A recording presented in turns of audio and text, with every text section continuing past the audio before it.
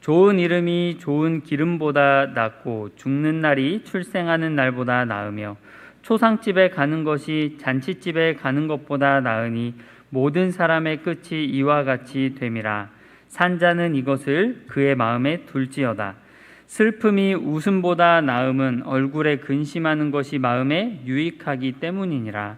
지혜자의 마음은 초상집에 있으되 우매한 자의 마음은 혼인집에 있느니라. 지혜로운 사람의 책망을 듣는 것이 우매한 자들의 노래를 듣는 것보다 나으니라. 우매한 자들의 웃음소리는 솥 밑에서 가시나무가 타는 소리 같으니 이것도 헛되니라. 탐욕이 지혜자를 우매하게 하고 뇌물이 사람의 명철을 망하게 하느니라. 일의 끝이 시작보다 낫고 참는 마음이 교만한 마음보다 나으니 급한 마음으로 노를 바라지 말라. 노는 우매한 자들의 품에 머무름이니라. 옛날이 오늘보다 나은 것이 어찌미냐 하지 말라. 이렇게 묻는 것은 지혜가 아니니라. 지혜는 유상같이 아름답고 햇빛을 보는 자에게 유익이 되도다. 지혜의 그늘 아래에 있음은 돈의 그늘 아래에 있음과 같으나 지혜에 관한 지식이 더 유익함은 지혜가 그 지혜에 있는 자를 살리기 때문이니라. 하나님께서 행하시는 일을 보라. 하나님께서 굽게 하신 것을 누가 능히 곧게 하겠느냐. 형통한 날에는 기뻐하고 곤고한 날에는 되돌아보아라. 이 두 가지를 하나님이 병행하게 하사 사람이 그의 장래일을 능히 헤아려 알지 못하게 하셨느니라. 아멘. 전도서 강의 11번째 형통한 날에 곤고한 날에 라는 제목으로 말씀을 전하겠습니다. 앞서 6장 12절에서 전도자는 우리 인생의 모든 날들을 그림자와 같다 이렇게 말하면서 따라서 어떤 날이 더 나은지 알 수 없다고 말합니다. 여러분 한번 생각해 보세요. 두 사람이 있는데 잘생긴 사람이나 못생긴 사람이나 그림자를 보면은 구분이 안 가죠. 똑같죠. 그렇죠? 모두 그림자는 검어요. 1,000만 원짜리 명품 가방이나 5만 원짜리 싸구려 가방이나 그림자는 모두 검습니다. 그림자만 봐서는 어느 것이 더 나은지 알 수가 없습니다. 우리 인생의 날들이 그렇다는 겁니다. 두 사람이 있는데 한 사람은 건강하고 다른 한 사람은 병약해요. 병약한 사람은 자기가 약한 것을 알기 때문에 음식을 비롯해서 매사에 조심하니까 별다른 사고나 병 없이 오래 삽니다. 그런데 건강한 사람은 자신의 건강을 과신한 나머지 함부로 몸을 굴리다가 사고도 나고 병도 얻어 일찍 세상을 떠납니다. 누가 더 나은 겁니까? 두 사람이 있는데 한 사람은 하는 일마다 잘 되고 성공해서 다른 사람들의 부러움을 삽니다. 그러다 보니까 마음이 점점 교만해져요. 다른 사람들을 은근히 내려다봅니다. 그 결과 사람들이 그에게서 등을 돌리고 떠납니다. 다른 한 사람은 평범해요. 남보다 그리 잘난 구석도 없고 그러다 보니까 늘 다른 사람 앞에서 겸손하고 친절합니다. 그 결과 시간이 지나면서 다른 사람들이 그를 점점 더 좋아하게 되고 그렇게 다른 사람들과 더불어 좋은 관계를 유지하면서 소소하지만 행복한 인생을 살아갑니다. 둘 중에 누가 더 나은 겁니까? 이런 겁니다. 우리 인생의 겉모습은 마치 그림자와 같습니다. 그래서 지금 당장 겉모습만 봐서는 어느 것이 더 나은지 모릅니다. 자, 그런데 전도자는 오늘 7장 본문에서 분명히 더 나은 것이 있다고 말을 합니다. 그래서 몇 가지 예를 들어서 이것이 저것보다 낫다 이야기를 합니다.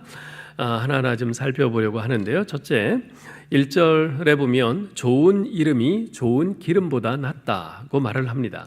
여기서 좋은 이름은 명예를 말하고요. 좋은 기름은 재물을 말합니다. 당시에 좋은 기름, 즉 향유는 아주 매우 값비싼 것이었어요.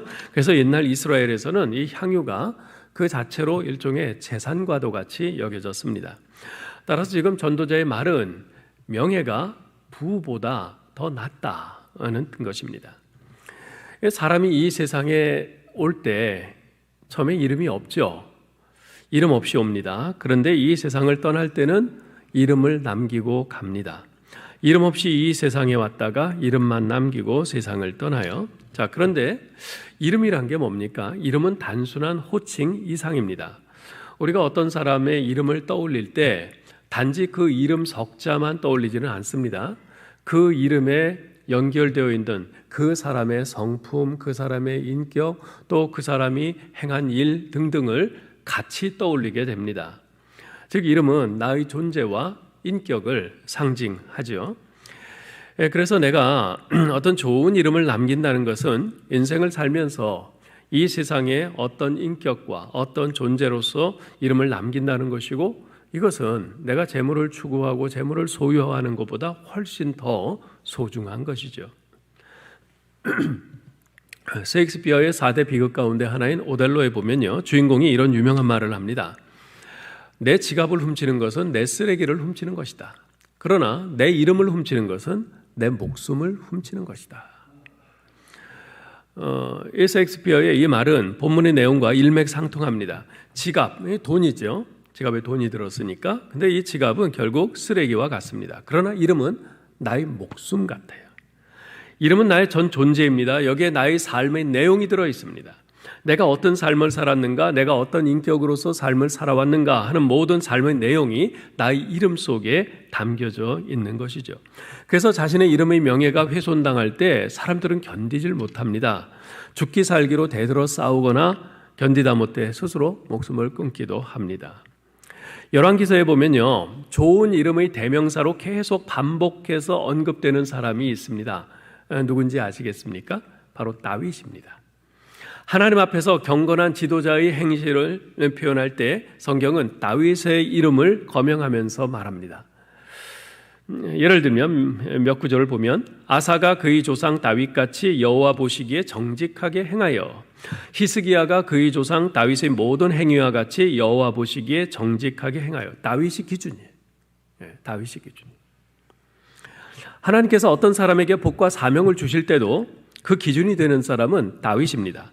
그래서 열왕기상 11장 38절에 보면 내 종 다윗이 행함같이 내 율례와 명령을 지키면 내가 복을 주리라. 하나님이 말씀하세요. 기준이 누구예요? 다윗입니다. 다윗은 그렇게 인생을 살면서 좋은 이름을 얻었고 좋은 이름을 남기고 떠났습니다. 오늘날 대다수의 사람들은요, 재물, 그 돈을 향해서 질주하죠. 당신은 노후를 위해서 돈을 얼마나 모아놓고 있습니까? 당신의 노후는 안전합니까? 이런 광고 멘트들이 여기저기서 들려옵니다. 그래서 그만큼 돈을 많이 모아놓고 있지 못하면 나의 노후는 불행할 것 같은 그런 강박감이 들게 만들죠. 과연 나는 얼마만큼 돈을 소유하고 있는가? 이것으로 충분한가? 이것 가지고 과연 내 노후의 편안한 삶이 보장되는가? 좀 이런 마음이 든단 말이에요. 그러나 우리 신앙인에게 있어서 이보다 더 중요한 것이 있어요. 그것은 나는 하나님 앞에서 어떤 이름을 만들어가고 있는가 하는 것입니다. 어떤 이름을 만들어가고 있는가? 다른 사람들에게 내 이름이 어떤 의미로 남도록 하는가? 지금 이거죠. 나는 과연 좋은 이름, 아름다운 이름을 추구하고 있는가? 참된 지혜는 바로 이러한 좋은 이름을 추구하는 삶에 있습니다. 누가복음 16장에 나오는 부자와 거지 나사로의 비유가 바로 이 진리를 아주 단적으로 잘 보여주고 있는데요. 그 비유에 보면 한 부자와 한 거지가 등장을 하죠. 그런데 예수님께서는 거지의 이름은 나사로라 이렇게 아주 분명하게 밝히시는 반면에 부자의 이름에 대해서는 침묵하십니다. 자, 여러분 한번 생각해 보세요. 그 당시에 그 마을 사람들에게 부자의 이름이 더 잘 알려졌겠어요? 거지의 이름이 더 잘 알려졌겠어요? 당연히 부자의 이름이 더 잘 알려졌을 겁니다. 가진 재산도 많고 그 마을의 유지니까 저기 저 부자 아무개 더 부자의 이름이 더 잘 알려졌을 거예요. 그런데 예수님께서는 이 부자의 이름은 전혀 이런 방구도 언급하지 않으세요. 오직 나사로의 이름만 말씀하세요. 그 이유가 뭘까를 곰곰이 생각해 봤습니다. 이 나사로란 이름의 뜻은요, 하나님의 도우심이란 뜻입니다. 하나님의 도우심. 아마도 나사로는 가난하고 비참한 형편이었지만 우리 하나님이 자신의 삶에 없어서는 안 될 뿐이라는 이 사실을 깨닫고 겸손히 하나님을 전심으로 의지하면서 살았을 겁니다. 그래서 남겨진 이름이 나사로, 즉 하나님의 도우심이었죠. 하나님께서는 그의 이름을 기억하신 겁니다. 반면에 부자는 하나님이 아닌 자신의 재물을 의지하고 살았기에 그의 이름은 하나님께 잊혀진 바 된 것이죠. 우리 사랑하는 성도 여러분, 우리가 구원받는 순간, 우리가 예수 그리스도를 구주와 주님으로 영접한 순간, 복음을 깨닫고 주 예수 그리스도를 우리가 신뢰하고 의지하는 순간 우리에게 일어나는 놀라운 사건 가운데 하나가 뭔지 아십니까? 그것은 하나님께서 우리의 이름을 하늘나라 생명책에 기록하셨다는 사실입니다. 오늘 성경에서 말씀하기를 좋은 이름이 좋은 기름보다 낫다고 증언합니다. 우리 자신을 한번 생각해 봅시다. 지금 나의 삶은 무엇을 추구하는 삶인가? 아름다운 이름인가?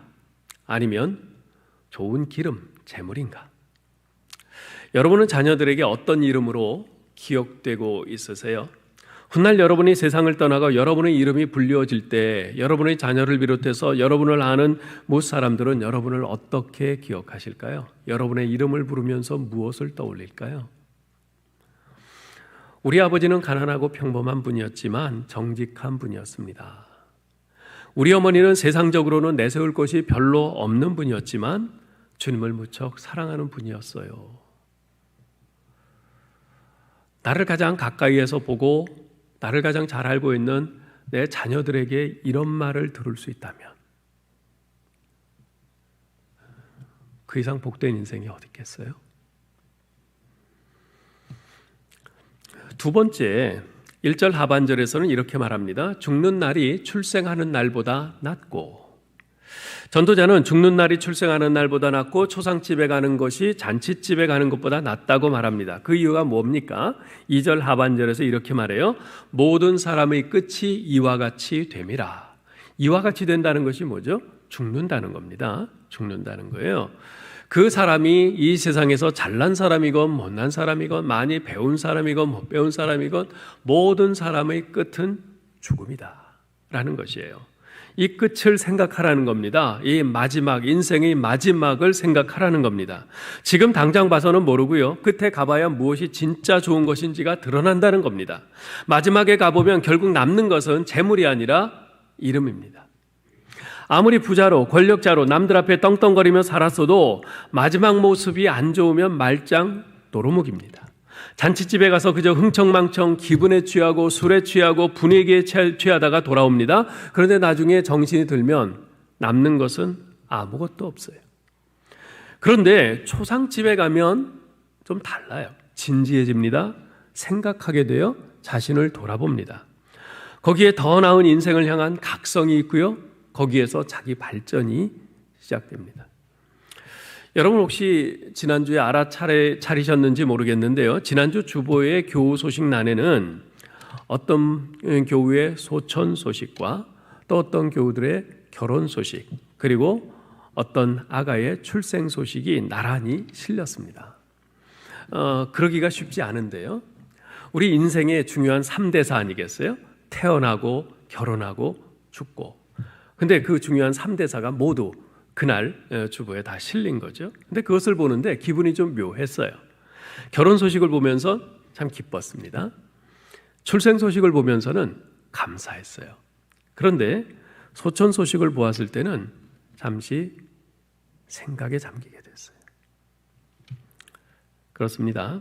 우리가 잔치집에 다녀오면 대체로 마음이 가볍고 들뜨죠. 그러나 초상집에 다녀오면 인생에 대해서 진지하게 돌아보게 됩니다. 저 사람의 죽음이 곧 나의 죽음이 될 수 있다는 이 현실 자각이 생깁니다.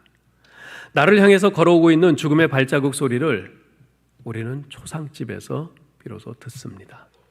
그래서 만약 내 영혼을 위해서 준비하고 죽음 저 건너편에서 주님을 만날 준비를 할 수 있다면 죽음은 우리에게 가장 소중한 교훈을 주는 스승이 되는 것이죠. 사실 이 세상에 있는 그 많은 종교들 그리고 문화는요, 출생을 축하하지 죽음을 축하하지는 않습니다. 그렇죠? 아마도 이 지상에 존재하는 모든 종교 중에서 죽음을 축하하는 종교는 우리 기독교밖에는 없을 겁니다. 죽음을 축하할 수 있는 것, 이것은 오직 기독교의 복음만이 가지는 위대한 위력입니다. 자, 그러면 어째서 우리 기독교는 죽음을 축하할 수 있는 것일까요? 그것은 바로 죽음 건너편에 있는 소망 때문입니다. 여러분 혹시 찬송가 610장을 장례식장에서 불러본 적이 있으세요? 주님의 한없는 은혜로서 예비한 그 집에 나 이르러 거기서 주님을 배웁는 것 영원히 빛나는 영광일세. 영광일세 영광일세 내가 누릴 영광일세. 은혜로 주 얼굴 배움나니 지극한 영광 내 영광일세. 죽은 것이 은혜라는 겁니다. 영광이라는 거예요. 유족들은 슬퍼서 눈물만 하염없이 흘리고 있는데 죽은 것이 은혜다 영광이다 하면서 찬송 부르는 것이 사실 어떤 때는 좀 미안할 때가 있어요. 그러나 우리가 그 슬픈 죽음 앞에서 그렇게 은혜요 영광이요 하면서 찬송을 부를 수 있는 이유가 어디에 있습니까? 죽음 저 건너편에 있는 그 확실한 소망 때문에 구원의 기쁨과 하나님을 만나볼 그 영광을 찬송할 수 있는 것 아니겠습니까? 여러분 사도 바울의 위대한 고백을 들어보시기 바랍니다. 그러나 만일 육신으로 사는 이것이 내 일의 열매일진데 무엇을 가릴는지 나는 알지 못하노라. 내가 삶과 죽음 그 두 사이에 끼었으니 떠나서 그리스도와 함께 있을 욕망을 가진 이것이 더욱 좋으나. 사도 바울은 죽음의 환상을 넘어서 죽음의 진실을 알았습니다. 구원받은 성도에게 있어서 죽음이란 육체를 버리고 나를 구원하신 주님께로 가는 것을 의미합니다. 죽음이 나로 하여금 우리 주님을 만나게 해주는 그런 사건인 것이지요. 죽음은요, 우리가 이 인생의 현장에서 떠나는 출구이기도 하지만 그것은 동시에 우리가 그토록 사모하는 우리 주님을 만나러 들어가는 입구이기도 합니다. 죽음이 내가 평소에 늘 찬양하고 기도한 그 주님 앞에 얼굴을 맞대고 영광스럽게 서는 그 만남의 사건이라면 우리가 왜 죽음을 두려워해야 합니까? 그래서 우리 믿는 사람들은 죽는 날이 출생하는 날보다 나으며 초상집에 가는 것이 잔치집에 가는 것보다 낫다는 이 전도자의 고백을 아멘으로 받을 수 있는 것이죠. 그래서 전도자는 3절 4절에서 이렇게 말합니다. 슬픔이 웃음보다 나음은 얼굴에 근심하는 것이 마음에 유익하기 때문이니라. 지혜자의 마음은 초상집에 있으되 우매자의 마음은 혼인집에 있느니라. 슬픔이 웃음보다 낫다라고 말을 해요. 자, 사람들은 어때요? 근본적으로 슬픔보다는 웃음을 원하지요. 초상집에 가기보다는 혼인잔치집에 가고 싶어 합니다. 그러나 날마다 웃음만 계속되는 삶은 필히 교만하게 됩니다. 잔치집에만 다니는 사람은요, 고달프고 고통스러운 인생의 현실을 직면하면 회피하게 돼요. 도망가게 됩니다. 감당할 수 없으니까. 그 결과 인생의 참 지혜를 얻지 못하고 어리석은 인생으로 마치게 되는 것이죠. 마치 날마다 맑은 날만 계속되면 땅이 사막이 되는 것과 마찬가지 이치죠. 자, 뿐만 아니라 우리가 다 웃음을 원하지만 그런데 그 웃음도 다 같은 웃음이 아니에요. 많은 웃음의 배후에는 가면이 있어요. 진짜가 아니란 말이죠. 우리가 그런 말을 하잖아요. 지금 내가 웃는 게 아니야.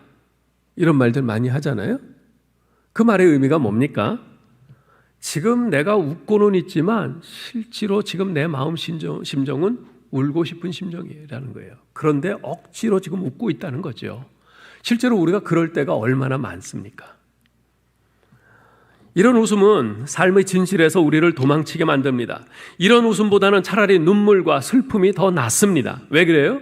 슬픔과 눈물 속에는 진실이 있기 때문에 그렇습니다. 슬픔과 눈물 속에는요, 인생의 진실이 있어요. 슬퍼하면서 눈물을 흘리는 순간 우리는 가장 온전한 의미에서 가장 진실하게 치유를 경험하게 됩니다. 하나님께서 우리에게 흘릴 수 있는 눈물을 주셨어요. 그게 그 이유예요. 우리가 눈물을 흘림으로써 슬퍼 울면서 비로소 우리는 우리 안에 묶여있던 그 감정이 분출되고 그러면서 감정의 카타르시스를 경험합니다. 우리는 울면서 치유를 받는 것이죠. 과거에 저는 장례 예배를 집례하면서 유족들에게 울지 마세요. 천국 가셨잖아요. 훗날 그곳에서 우리 다시 만나볼 수 있잖아요. 이렇게 말하면서 좀 위로를 하곤 했습니다. 그러나 진정으로 슬퍼하면서 울 때 그 상실의 아픔이 치유된다는 사실을 깨달은 후부터는 울지 마세요. 그런 말을 더 이상 하지 않습니다. 우리에게 부활의 확신과 천국의 소망이 있는 것은 사실이지만, 그런데 그 자리, 그 순간에서는 울어야 돼요. 울어야 슬픔이 치유됩니다. 그래서 이제는 유가족들에게 우시라고, 우셔도 된다고 이렇게 말씀드리곤 합니다.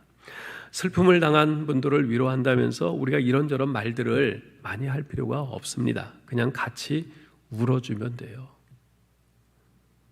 그래서 그분이 마음껏 울 수 있도록 해주면 돼요. 네.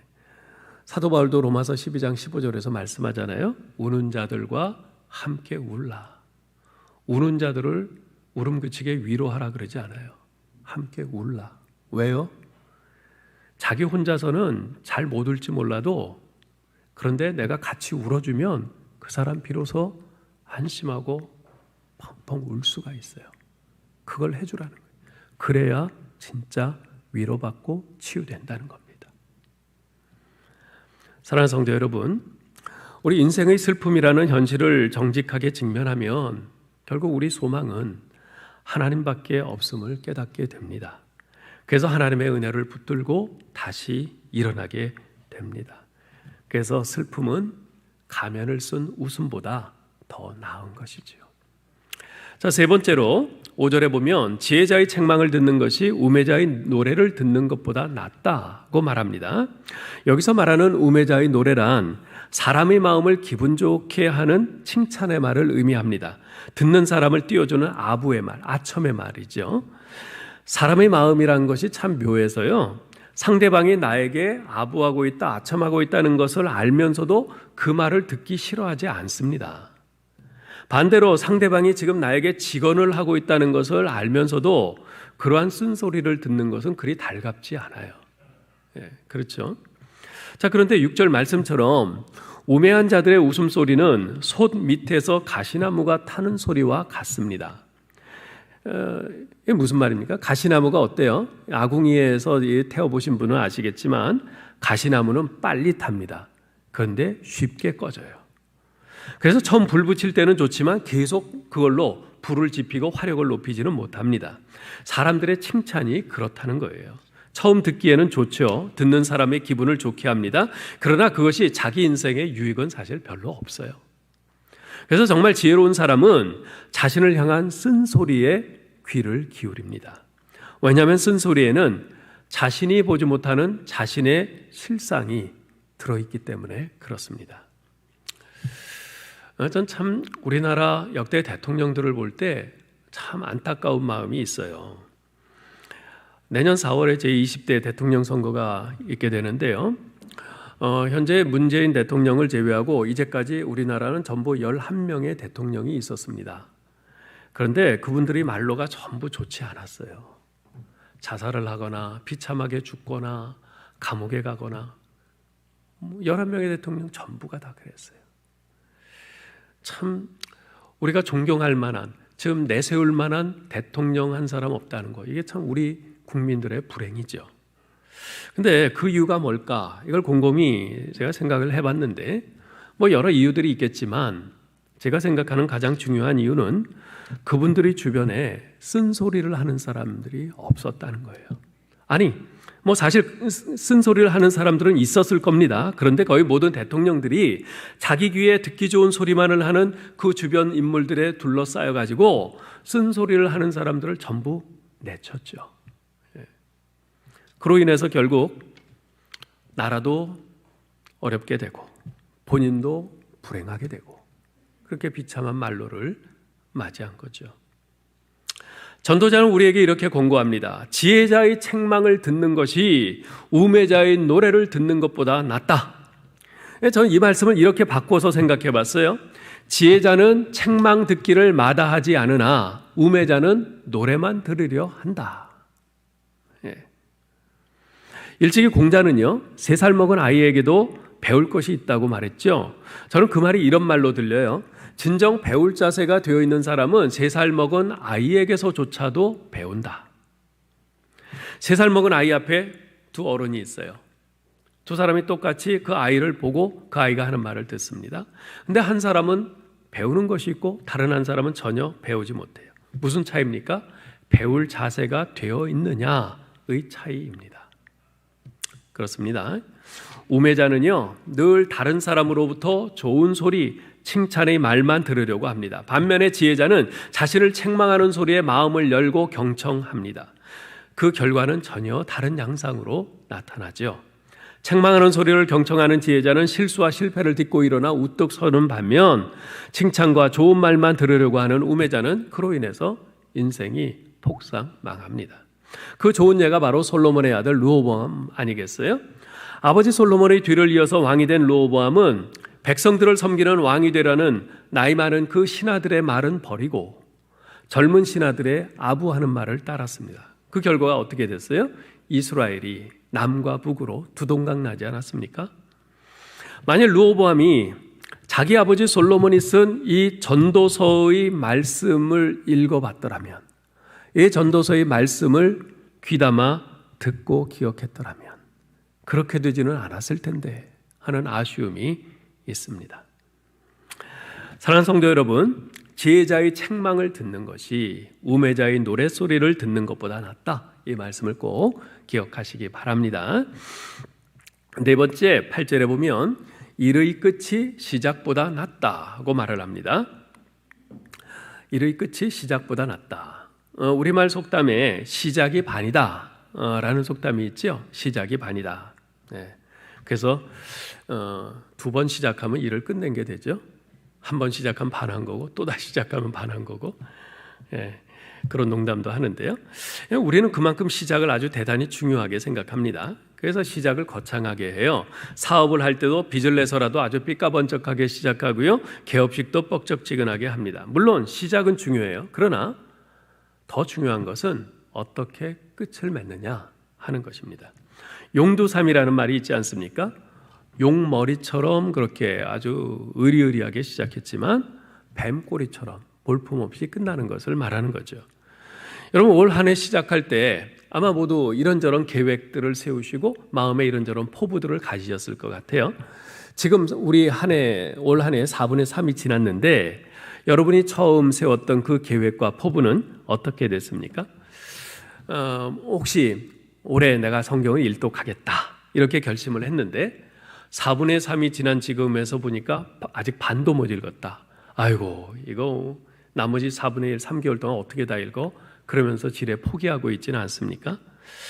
만약 그렇다면 여러분 아직 3개월 남았어요. 남은 기간 동안 계획을 잘 세우셔서 집중적으로 성경 읽는 시간을 가지시기 바라요. 그게 왜 중요하냐 하면요, 그렇게 끝을 맺을 때 여러분 인생에 대해서 자신감이 생깁니다. 특별히 내년 새로 시작할 때 자신감이 생겨요. 만약 그걸 안 하고 그냥 에휴 지금 뭐해 그러면서 흐지부지하고 그렇게 끝내잖아요. 내년 초에 다시 계획을 세울 때 그때 자신감이 없어져요. 작년에도 뭐 시작할 땐 계획 잘 세웠다가 중간에 가서 포기했는데, 재작년에도 그랬는데, 그 3년 전에도 그랬는데, 이렇게 되면은 아무리 계획을 세워도 자신감이 없어져요. 그것은 곧 인생 전체에 대해서도 그래요. 그렇기 때문에 여러분 내년을 위해서라도 지금 남은 3개월 동안 여러분이 올 초에 세웠던 그 계획, 그것을 어떻게든 근접해 가려고 최선을 다해 보세요. 그렇게 하면 내년에 보다 나은 그런 인생을 또 설계할 수 있게 될 것이고 자신감을 갖게 됩니다. 우리나라에서 이렇게 보면요, 교회를 이렇게 세울 때 가장 많이 흔하게 사용하는 이름들이 있어요. 무슨 제1교회, 무슨 중앙교회, 이런 이름들이죠. 근데 이게 우리나라만 그렇지 않아요. 제가 있던 미국에서도 보면 이런 이름들이 굉장히 많아요. 무슨 First Presbyterian Church, First Methodist Church, First Baptist Church, 뭐 제1교회죠 전부. 게다가 뭐 무슨 Central Church, 제가 있던 교회도 Central Church였어요, 중앙교회. 네. 뭐 이건 만국 공통인 것 같아요. 사람들이 다 첫 번째가 되길 원하고 중심이 되길 원하고 다 그런 것 같아요. 근데요, 성경은 일의 시작보다 끝을 더 중요하게 강조합니다. 끝이 시작보다 낫고, 여러분, 우리 예수님께서 처음 그 사역을 시작하셨을 때 한번 생각해 보세요. 얼마나 소박하게 시작하셨어요? 갈릴리 바다에서 몇몇 그 무식한 어부들을 향해서 나를 따라오너라, 내가 너희를 사람 낚는 어부가 되게 하리라. 그렇게 하셔서 그들을 데리고 가심으로 인류 구원 사역을 시작하지 않으셨어요? 그럼에도 불구하고 오늘날 우리 주 예수 그리스도의 복음이 전 세계에 끼치고 있는 이 엄청난 그리고 그 위대한 영향력을 한번 생각해 보세요.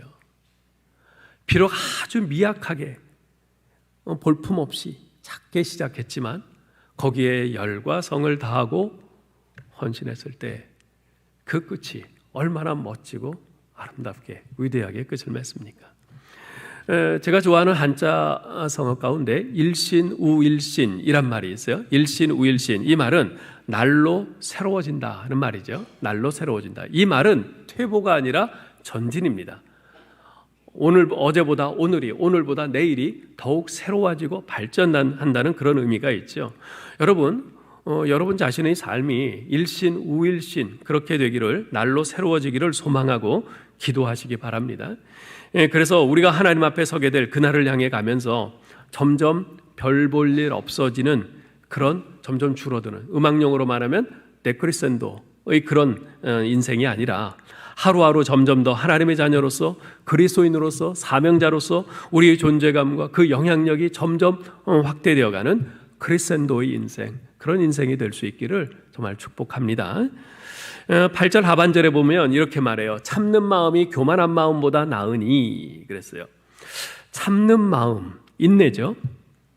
자, 여러분, 인내는 쉽지 않아요. 그런데 어떤 때 인내하게 됩니까? 지금 눈앞에 보이는 것이 전부가 아니다 라는 생각이 있을 때 인내하게 됩니다. 앞날에 대한 어떤 기대와 소망이 있을 때 인내하게 돼요. 미래를 바라볼 때 현재를 참고 견딜 수 있는 거죠. 반면에 교만은요, 교만은 거꾸로예요. 교만은 지금 눈앞에 보이는 것이 전부다라고 생각할 때 나오는 태도가 교만입니다. 여러분 보세요. 내가 지금 사회적으로 뭔가를 좀 성취를 이루었어요. 뭔가를 좀 많이 가지고 있어요. 남들이 날 부러워해요. 그런데 내가 내일 내가 갑자기 큰 병에 걸려서 모든 것을 다 손에서 놔야 된다. 그것을 내가 안다면 지금 교만하겠어요? 아니죠. 내가 5분 후에 무슨 사고를 당한다. 그러면 지금 교만하겠어요? 아닐 겁니다. 예? 교만은 지금 내 눈앞에 보이는 것이 전부다. 거기에 한껏 도취되어 있을 때 나오는 것이 교만이에요. 그래서 지금 자신이 가지고 있는 것이 언제까지나 계속될 것 같은 생각이 한껏 교만한 것이죠. 근데 성경은 뭐라고 그래요? 참는 마음이 교만한 마음보다 낫다. 인내가 교만한 마음보다 낫다. 왜요? 지금 눈앞에 보이는 것이 전부가 아니기 때문입니다. 이 생각을 갖고 참는 것이 더 나은 것이라는 거예요. 우리 인생은 깁니다. 그리고 인생의 주인은 우리가 아니에요.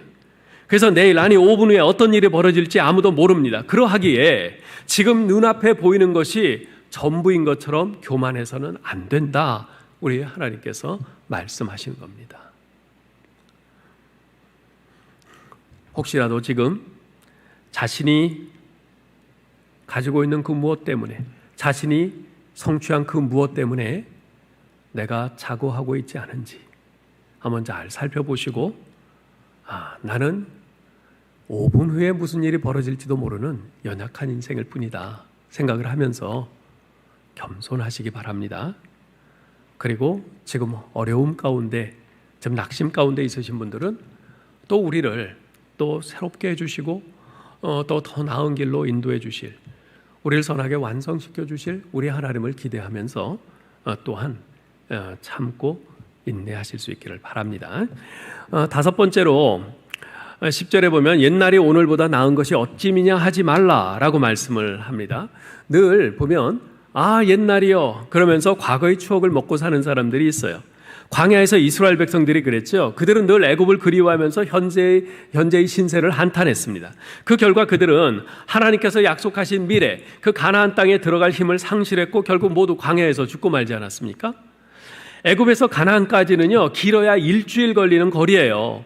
만일 그들이 과거에 매여서 현재의 불평, 불만에 지배당하는 일만 없었더라면, 그래서 그들이 하나님께서 약속하신 가나안 땅에 들어갈 그 미래의 소망을 품었더라면 그들은 결코 그처럼 광야에서 덧없이 쓰러지지는 않았을 겁니다. 근데 이스라엘 백성만 그러냐? 아니에요. 우리 모두에게도 이런 측면이 있습니다. 옛날엔 이랬는데, 옛날이 좋았는데, 이럽니다. 물론 그럴 수 있죠. 우리가 지난날의 그 좋은 추억들, 그거 생각하면서 옛날에 좋았지, 당연히 생각할 수 있죠. 그런데 옛날이요 하면서 과거에 매이지는 마시기 바랍니다. 그냥 추억으로만 남겨두세요. 과거에 매이면 불만과 불평이 현재를 지배하게 됩니다. 불만과 불평이 현재를 지배하게 되면요, 미래를 향해 나아갈 동력을 상실하게 됩니다. 아무리 과거가 좋았더라도 과거에 얽매여서 현재를 불평과 불만으로 낭비하는 것은 미래까지도 잃어버리는 어리석은 일입니다. 여러분, 사도 바울의 결심을 귀 기울여 들어보시기 바랍니다. 그는 빌립보서 3장 13절 14절에서 이렇게 말해요. 오직 한 일, 즉 뒤에 있는 것은 잊어버리고 앞에 있는 것을 잡으려고 표대를 향하여 그리스도 예수 안에서 하나님이 위에서 부르신 부름의 상을 위하여 달려가노라. 누구보다도 많은 것을 이룬 사도 바울입니다. 그런데 지금까지 그가 한 일, 그것은 전부 뒤로 넘겨버리고 잊어버리고 오직 주님께서 앞에 나에게 두신 그 소망의 목표를 향해서 달려가겠다고 말합니다. 이 결심을 하실 수 있기를 바랍니다. 그래야 우리의 미래가 소망이 있습니다. 우리의 미래에 어떤 기대감이 있고요, 미래에 우리 주님께서 기뻐하시는 그 무언가가 이루어집니다. 이렇게 이제까지 어느 것을 선택하는 것이 더 좋고 지혜로운 것인지를 쭉 설명한 후에 전도자는 아무쪼록 지혜를 붙잡으라 권고합니다. 11절 12절 보세요. 지혜는 유산같이 아름답고 햇빛을 보는 자에게 유익이 되도다. 지혜의 그늘 아래 있으면 돈의 그늘 아래 있음과 같으나 지혜에 관한 지식이 더 유익함은 지혜가 그 지혜에 있는 자를 살리기 때문이니라. 무슨 말입니까? 한마디로 말하면 돈 되는 길을 택하지 말고 지혜의 길을 택하라는 것이에요. 돈 되는 길, 이익을 쫓아가지 말고 지혜의 길을 쫓아가라는 것입니다. 왜냐하면 햇빛을 보는 자, 즉 살아있는 사람을 유익하게 하고 살리는 것은 결국 돈이 아니라 지혜이기 때문입니다. 자, 그러면서 결론적으로 전도자는 인생의 이 모든 상황들, 모든 날들을 하나님과 연관지어서 생각해 보라고 권고합니다. 13절 보세요. 하나님께서 행하시는 일을 보라. 하나님께서 굽게 하신 것을 누가 능히 곧게 하겠느냐. 사람들은요, 일반적으로 어떤 슬픔, 고난, 실패 등에 직면하면 자기 인생이 꼬였다, 자기 인생이 굽었다라고 이렇게 느끼고 그런 말들을 합니다. 그러나 이런 꼬인 것, 굽은 것들도 하나님께서 행하시는 일이라고 말씀합니다. 여러분, 우리가 꼭 기억해야 할 것은요, 하나님이 하시는 일은요, 우리 사람 편에서 보면 곧게 가기보다는 굽어서 갈 때가 많다는 사실이에요. 일례로 하나님께서 아브라함에게 아들을 주겠다고 말씀하셨을 때 그때 아브라함의 나이가 몇 살이었죠? 75세였어요. 자, 그런데 하나님이 아브라함에게 아들 이삭을 주셨을 때 아브라함이 몇 세였습니까? 100세였어요. 25년 후였어요. 약속에서 성취까지 무려 25년이 걸린 겁니다. 처음 약속을 받았을 때 그 75세, 그때는 적지 않은 나이예요. 그때 당장 아들을 주셨어도 남보다 늦었어요. 그런데 하나님께서 약속은 주셔놓고 무려 25년이나 돌아가셨어요. 왜 그러셨을까요? 그 기간 동안에 아브라함이 믿음의 훈련을 받았어야 돼요. 우리 하나님을 전적으로 신뢰하는 법을 훈련받았어야 돼요. 그 기간이 필요했던 거예요.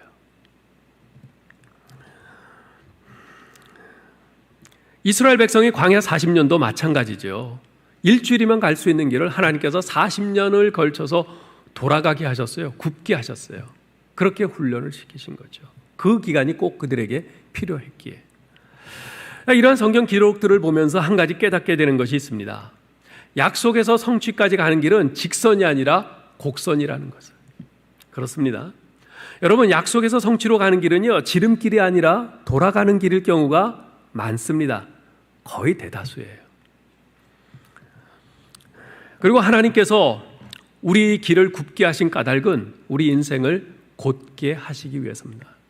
이거 대단히 중요한 겁니다. 하나님께서 왜 우리 길을 굽게 하시냐? 왜 돌아가게 하시나? 우리 골탕 먹이려고? 아니요. 우리가 준비 안 돼 있어서. 그냥 그대로 갔다간 우리 인생이 엉망이 되기 때문에 우리 인생을 곧게 하기 위해서 하나님께서 우리의 길을 굽게 하신 것입니다. 하나님께서 굽게 하신 것은 아무도 곧게 펴지 못합니다. 유한한 우리 인간이 하나님이 하시는 일을 변경하려 한다면 그것은 참으로 오만하고 어리석은 것입니다. 우리는 장기적인 시각으로 우리 하나님의 손에서 고난을 받아들이는 것 외에는 우리가 다른 선택할 것이 없어요. 그래서 전도자는 14절에서 이렇게 조언하죠. 형통한 날에는 기뻐하고 곤고한 날에는 되돌아보아라.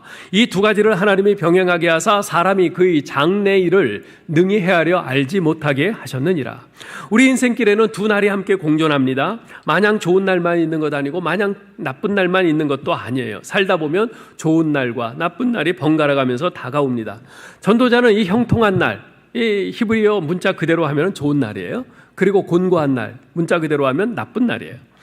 이 좋은 날과 나쁜 날을 서로 대조시키면서 각각의 날에 우리가 어떤 자세로 살아야 하는지를 말씀합니다. 먼저 형통한 날에 어떻게 하라고요? 기뻐하라 그래요.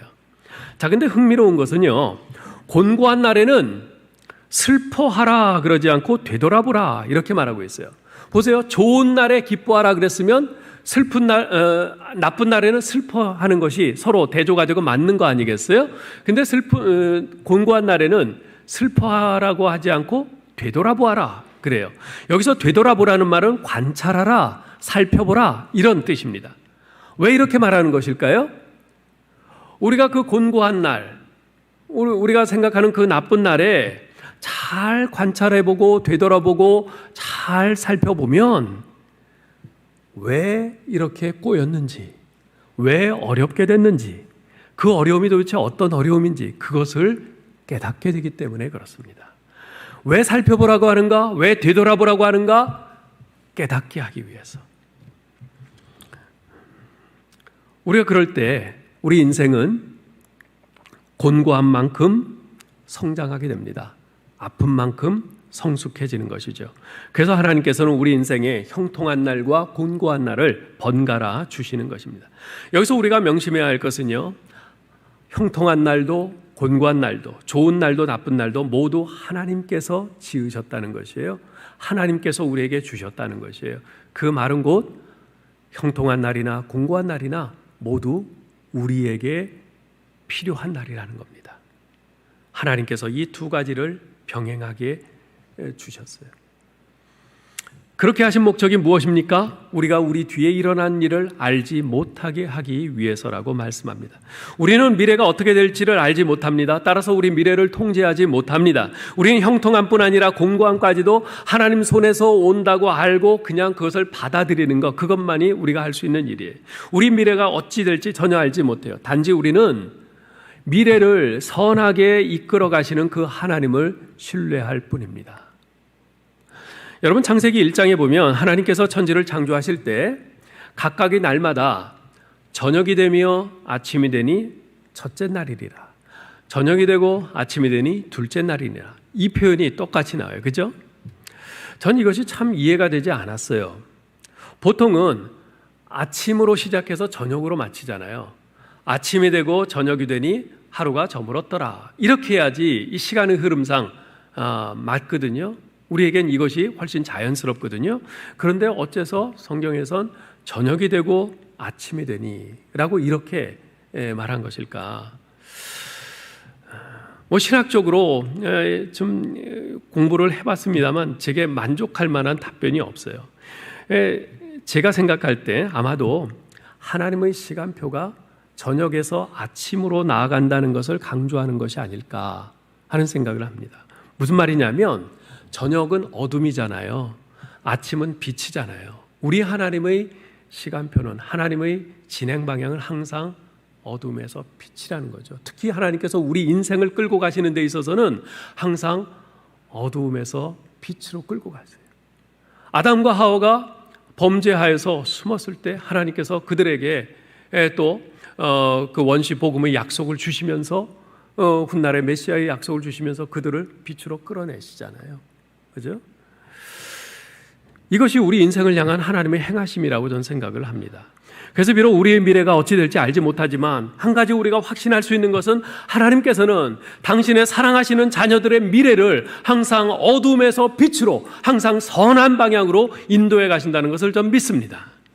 사도 바울은 로마서 8장 31절로 39절에서 이렇게 선언합니다. 그런즉 이 일에 대하여 우리가 무슨 말하리요? 만일 하나님이 우리를 위하시면 누가 우리를 대적하리요? 자기 아들을 아끼지 아니하시고 우리 모든 사람을 위하여 내주시니가 어찌 그 아들과 함께 모든 것을 우리에게 주시지 아니하겠느냐? 누가 우리를 그리스도의 사랑에서 끊으리요? 환난이나 곤고나 박해나 기근이나 적신이나 위험이나 칼이랴.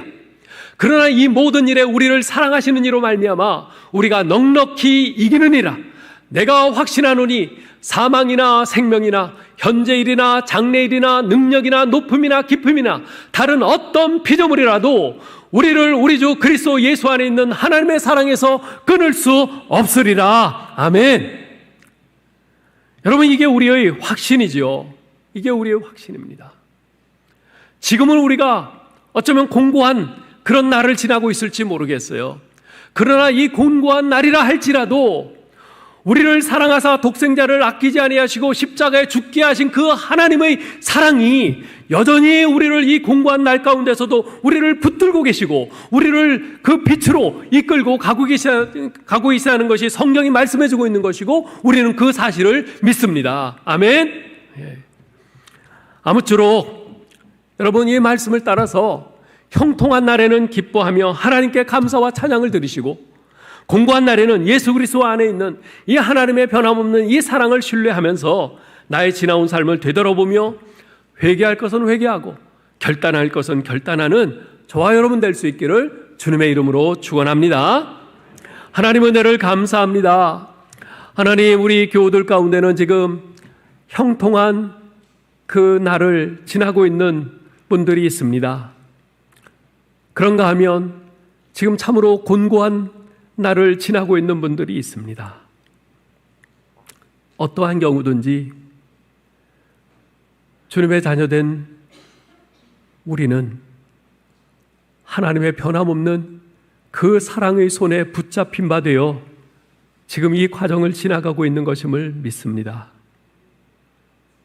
형통한 날에 자고하지 않게 하여 주옵소서. 기뻐하면서 하나님께 감사와 찬양으로 나아가는 성도들 되게 하여 주옵소서. 참으로 곤고하여 아프고 고통스럽고 낙심되는 그런 나날들을 보내고 있는 우리 성도들이 있습니까? 우리 하나님의 사랑의 눈길이